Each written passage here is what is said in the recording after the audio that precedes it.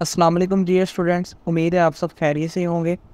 आज हम स्टार्ट करेंगे आपकी 9th क्लास की केमिस्ट्री का चैप्टर नंबर 10। आज फर्स्ट लेक्चर में हम डिस्कस करेंगे introduction and composition of atmosphere. आपके चैप्टर का नेम है इन्वायरमेंटल केमिस्ट्री। इन्वायरमेंट से मुराद होता है माहौल। हमारे इर्द गिर्द जो चीज़ें मौजूद हैं, जैसे हवा मौजूद हैं, सनलाइट है, वाटर है, ये सारी चीज़ें मिलकर हमारा इन्वायरमेंट बनाती हैं। तो पहले हम इसका इंट्रोडक्शन पढ़ते हैं। सबसे पहले उसने यहाँ पे डिफ़ाइन लिखी है, the branch of chemistry which deals with the study of chemicals and the other pollutants in the environment is called environmental chemistry. ये केमिस्ट्री की वो ब्रांच है जिसके अंदर हम इन्वायरमेंट के अंदर मौजूद केमिकल्स को स्टडी करते हैं, और इसके अलावा हमारे इन्वायरमेंट में जो पोल्यूटेंट्स मौजूद है, पोल्यूटेंट्स वो चीज़ें जो कि हमारी इन्वायरमेंट को आलूदा करती हैं, पोल्यूट करती हैं, उनको पोल्यूटेंट्स कहते हैं। तो केमिकल्स और पोल्यूटेंट्स के बारे में हम इस ब्रांच के अंदर स्टडी करते हैं। It also covers the adverse effect of these chemicals on living and non living things. इसके अलावा ये जो केमिकल्स हैं, इनके इंसानों पर, जानवरों पर और नॉन लिविंग थिंग्स पर क्या असरात हैं, वो भी हम इस ब्रांच के अंदर स्टडी करते हैं। Environmental chemistry is a part of environmental education वगैरह के, ये बेसिकली हिस्सा है इन्वायरमेंट के बारे में एजुकेट करना, उसका ये पार्ट है।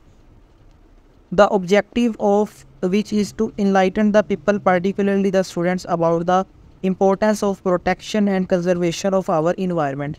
यानी इस ब्रांच का पढ़ाने का मकसद ये है कि हम स्टूडेंट्स को आगाह कर सकें कि हमारी इन्वायरमेंट को हमने कैसे प्रोटेक्ट करना है और उसकी बेहतरी के लिए हमने क्या क्या इकदाम करने हैं। The need for the environmental education both formal and non formal is keenly felt at national level. यानी मौजूदा दौर में आपको पता है कि इन्वायरमेंट पे काफ़ी असरात हो रहे हैं, हम ह्यूमंस की एक्टिविटीज़ की वजह से आए दिन पोल्यूशन बढ़ रही है, इसके अलावा गर्मी में इजाफा हो रहा है। तो ये सारी इंसानों की एक्टिविटीज़ की वजह से ना इन्वायरमेंट डिस्टर्ब हो रही है। तो लोगों को आगाही देनी ज़रूरी है कि वो इन्वायरमेंट के लिए कैसे बेहतरी लेके आ सकते हैं, क्या चीज़ें वो करें ताकि इन्वायरमेंट हमारी सेव हो सके। तो इसके लिए वो कह रहा ज़रूरी है कि हम इस सब्जेक्ट को पढ़ें स्टूडेंट्स, ताकि वो दूसरों को भी आगे रहनुमाई कर सकें। इसके बाद उसने ना कुछ इफ़ेक्ट्स बताए हैं कि कुछ इंसानों की एक्टिविटीज़ ऐसी हुई हैं जिसकी वजह से इन्वायरमेंट को काफ़ी डैमेज हुआ है। तो effects of human activities on the environment. पहले वो लिखता है, since the start of the industrial revolution human activities have played havoc with the atmosphere of the earth. कहता जब से इंडस्ट्री में इंक्रीज़ हुआ है ना, काफ़ी बड़े लेवल पर इंडस्ट्रियाँ लगना शुरू हुई हैं, उससे ना इन्वायरमेंट को काफ़ी ज़्यादा डैमेज हुआ है।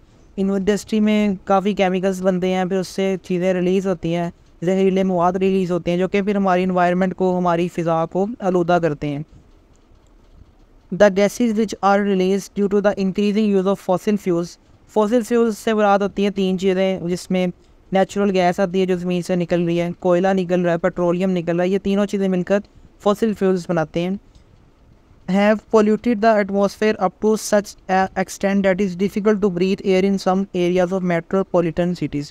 कहते हैं जो फॉसिल फ्यूल्स हम यूज़ करते हैं डेली लाइफ में, हम गाड़ियों में पेट्रोल डलवाते हैं, सर्दियों में कोयले का यूज़ करते हैं, घरों में गैस का यूज़ करते हैं, इनकी वजह से ना पोल्यूशन में काफ़ी इजाफा हुआ है। क्योंकि जब ये बर्न करते हैं, वहाँ से ख़तरनाक गैसेज रिलीज़ होती हैं जो कि फिर हमारी फ़िज़ा में जाती हैं, फ़िज़ा को वो आलूदा करती हैं, जिसकी वजह से फ़िज़ा जो है ना वो सांस लेने के लिए मुश्किल हो जाती है। इवन जो बड़े शहर हैं, जैसे मेट्रोपॉलिटन सिटीज़ है जहाँ पे काफ़ी इकोनमी है और वहाँ पे रहाइश काफ़ी है, जैसे कराची है पाकिस्तान में, तो वहाँ पे ये चीज़ें ज़्यादा देखी गई हैं कि वहाँ पे आलूदगी में इजाफा काफ़ी हुआ है। The excessive use of the fertiliser, insecticides and pesticide etcetera for agriculture purposes have proved to be harmful for animal, bird and human beings. अब अगर एग्रीकल्चर की फील्ड में बात करें तो वहाँ पे फसलों को प्रोटेक्ट करने के लिए मुख्तलिफ़ किस्म के केमिकल्स यूज़ होते हैं, स्प्रेस किए जाते हैं, जिसमें फर्टिलाइज़र्स हम खाद इस्तेमाल करते हैं ग्रोथ के लिए, इंसेक्टिसाइड होते हैं जो कीड़ों मकोड़ों को किल करते हैं, पेस्ट होते हैं वो पेस्ट को किल करने के लिए इस्तेमाल होते हैं केमिकल्स, पेस्टिसाइड्स। तो ये सारे केमिकल्स जो है ना, ये जब हमारे ज़मीन में जाते हैं, पानी में जाते हैं, ये फ़िज़ा में जाते हैं, तो ये वहाँ पे भी डैमेज करते हैं। जैसे अगर पानी में जाएंगे तो पानी में मौजूद जो आबी मखलूक है उसको मुतासर करेंगे, हवा में जाएंगे तो परिंदों को मुतासर करेंगे, ज़मीन पे इंसान मौजूद हैं या दूसरे जानवर मौजूद हैं, तो ये सारे कुछ असरात हैं इन केमिकल्स के इस्तेमाल के। The situation is turning serious for every passing day and there is urgent need to control the emission of pollutants to the atmosphere.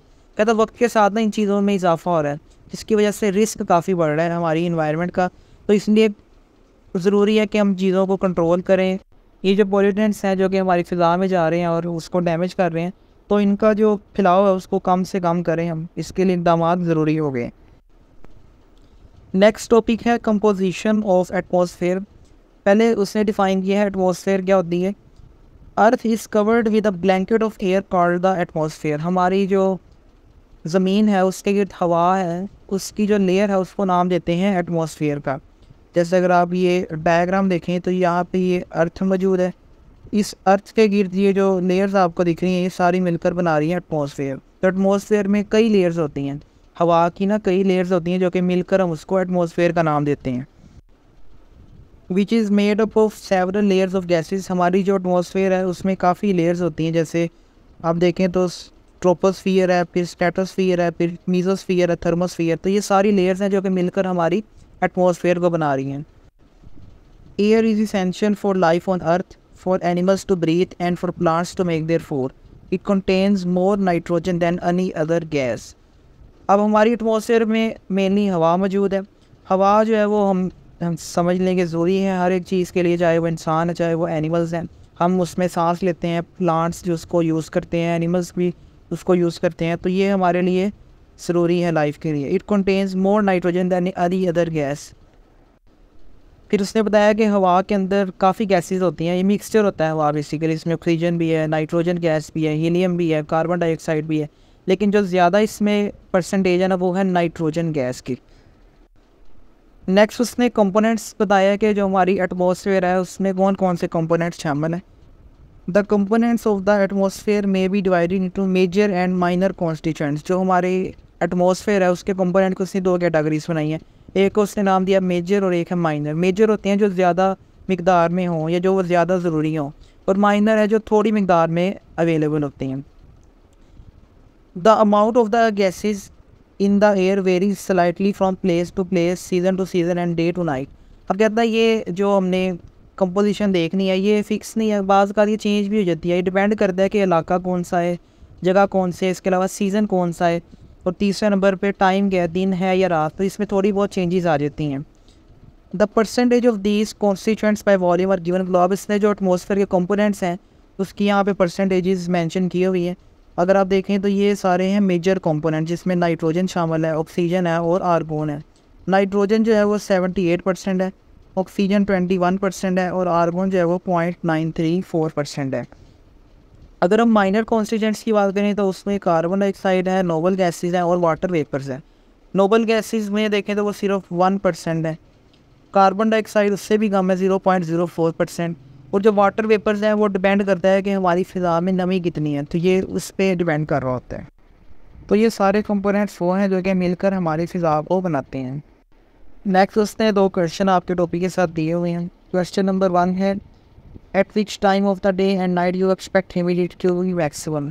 कि दिन या रात के किस वक्त में जो ह्यूमिडिटी है यानी नमी कह लें जो फ़िज़ा में होती है वो ज़्यादा होती है। ह्यूमिडिटी से क्या मुराद है? ह्यूमिडिटी होती है हमारी हवा में नमी। अब दिन टाइम की बात करें, दिन टाइम को टेम्परेचर ज़्यादा होता है तो हमारी जो हवा होती है ना उसकी पानी के बुखारात को रखने की कैपेसिटी ज़्यादा होती है, जिसकी वजह से जो नमी है दिन टाइम कम होती है। लेकिन जैसे ही टेम्परेचर कम होता है, रात का दौरानी आता है, तो हमारी हवा की जो पानी के बुखारात को रखने की कैपेसिटी है ना वो भी कम हो जाती है, जिस वजह से ह्यूमिडिटी में इजाफा हो जाता है। और जब सुबह का टाइम होता है सूरज के निकलने से पहले का, उस वक्त नमी सबसे मैक्सिमम होती है, यानी ह्यूमिडिटी इस वक्त मैक्सिमम होती है। During night time as temperature drops the air can hold less water vapours. जब रात का वक्त आता है तो टेम्परेचर कम होता है, जिसकी वजह से हमारी हवा है उसकी वाटर वेपर्स पर रखने की कैपेसिटी कम हो जाती है। सो ह्यूमिडिटी फील्स हायर, इसलिए हमें ह्यूमिडिटी ज़्यादा दिखती है या नमी ज़्यादा फील होती है। Highest humidity usually happens early in the morning just before the sunrise, और ये मैक्सिमम हो जाती है जब सुबह का वक्त होता है, सूरज जब भी नहीं निकला होता, तो उस वक्त नमी या ह्यूमिडिटी मैक्सिमम होती है, क्योंकि उसने क्वेश्चन में पूछा था। Second question, which gas is release when carbonated drinks open. जब हम कार्बोनेटेड ड्रिंक्स को ओपन करते हैं तो कौन सी गैस रिलीज होती है? कार्बोनेटेड ड्रिंक्स वो होती हैं जिनमें कार्बन डाइऑक्साइड गैस फील हो रही होती है, जैसे हम बोतल्स पीते हैं कोका कोला की, पेप्सी की, ये सारी कार्बोनेटेड होती हैं। तो carbonated drinks have carbon dioxide gas very in, so when we open the drink carbon dioxide gas is released. लिहाजा जब हम उस ड्रिंक को ओपन करते हैं तो कार्बन डाइऑक्साइड गैस रिलीज़ होती है। उम्मीद है आपको ये लेक्चर समझ में आया होगा। आपसे मुलाकात होगी नेक्स्ट लेक्चर में। आप वीडियो को लाइक, शेयर और चैनल को सब्सक्राइब कीजिएगा। अल्लाह हाफ़िज़।